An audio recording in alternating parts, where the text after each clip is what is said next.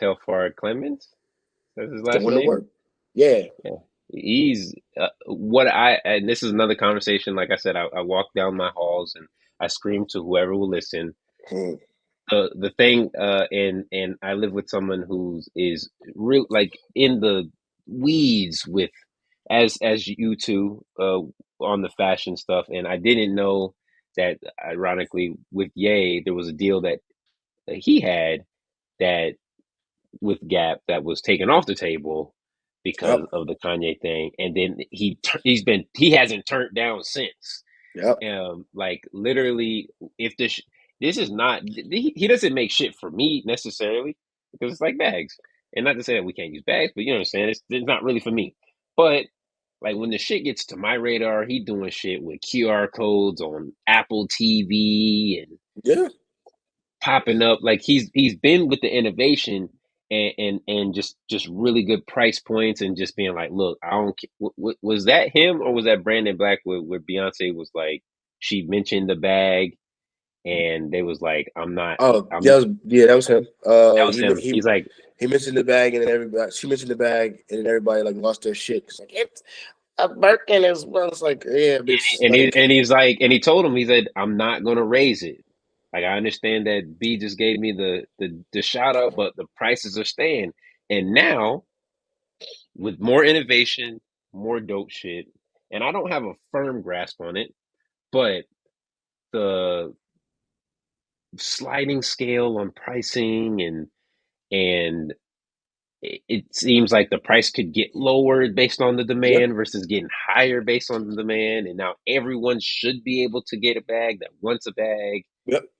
Like do And it like yeah. So I guess they're calling it live pricing, and from what I understand is they're gonna start it off at like at a wholesale price. So whatever you pay to get it, whatever you pay to get it made. So if it costs $100 to make it, you gotta start it off at 100.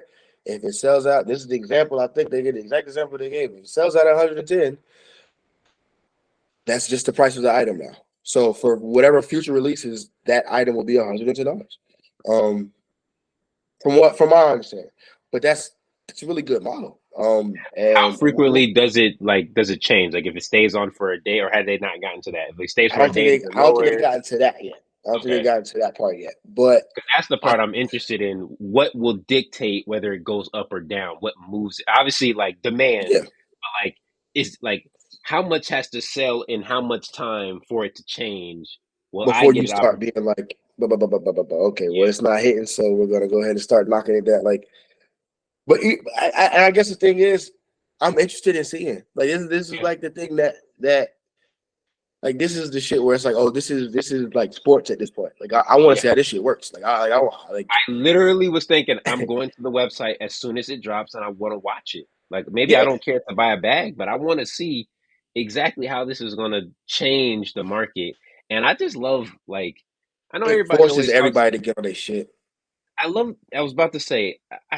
The word disruptor is overused quite a bit in fashion, but this is actually disrupting shit because it's like you can't ask for a better cosign than Beyonce on Right. certain things, and the fact that she's saying that this is cool and we're gonna follow what she does and we're gonna actually make it where everyone can get it. It's like maybe these big fashion houses are not gonna change that, obviously, but Right.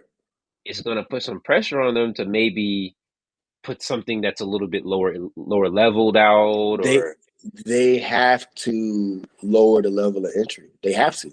yeah, Um, because it's not like he's an actual competitor. It's not like it's just this is shit that we already got to worry about. Because it's not like no, he's taking some of y'all motherfuckers. Like he's taking y'all dollars for sure.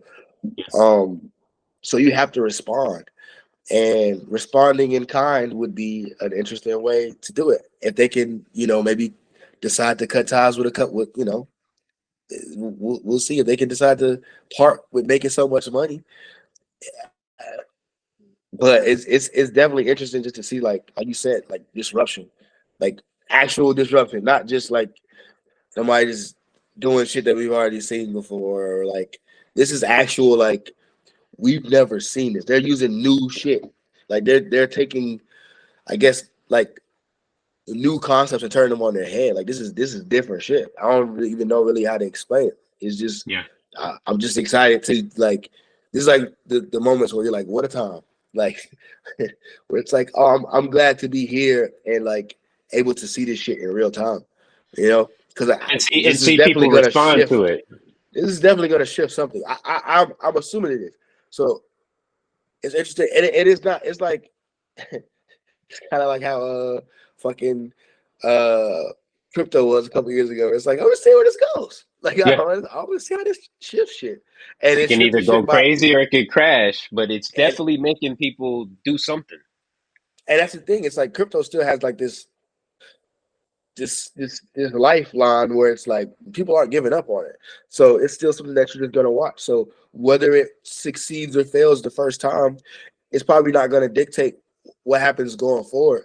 But some of that shit is okay. How do these companies respond? Do they start paying motherfuckers onto like the same thing where like Nicki Minaj is like they paying people to talk shit about like this is the same thing where like these brands start paying people to talk shit on the name and like try to drop like you know what I'm saying? Like is it one of those things or are they just gonna respond with more creativity and innovation and then the person that wins is the consumer? The thing That's that what I I hope. the thing that I appreciate the most just about like the entire disruption, especially of like this industry, is like um I think it's pretty simple for me. I like dope shit. Yeah, And I think a lot of times motherfuckers be trying to sell us snake oil and try to tell us some shit was dope. it's a Like fact. what was the JW Anderson sweater with the broken skateboard or some dumb shit? It's like, look, that's not dope. I don't care who you put it on. I don't care if your stylist co-signed it. The shit is not dope. That's a costume. I'm not interested. I will never cop that shit.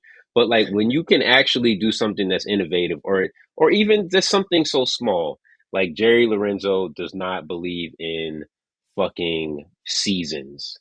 I'm Yeah, gonna drop when I feel like dropping. And it's like, what is the use of you selling me autumn winter 2024? Like I forget what brand, but they were selling it at the show. Like, oh, you want to just buy it? We could just buy it now instead of waiting a year and a half to get the shit. Like yeah, all these stupid ass fashion rules and we have to show at this place. And other people are like, oh, you're showing at Fashion Week in London? Hugo Boss was like, we're going to do our show in Miami.